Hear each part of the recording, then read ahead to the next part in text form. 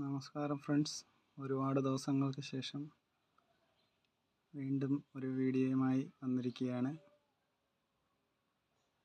എൻ്റെ 2 ആഴ്ച പ്രായമുള്ള ഏഞ്ചൽ ഫിഷും അതിൻ്റെ കുഞ്ഞുങ്ങളും ടാങ്കിലിങ്ങനെ തീറ്റ തിന്ന് നടക്കുന്ന ദൃശ്യങ്ങളാണ് നിങ്ങളിപ്പോൾ കണ്ടുകൊണ്ടിരിക്കുന്നത്.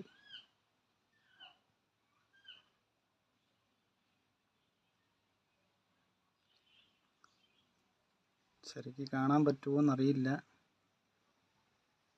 എന്നാലും ഇത് എൻ്റെ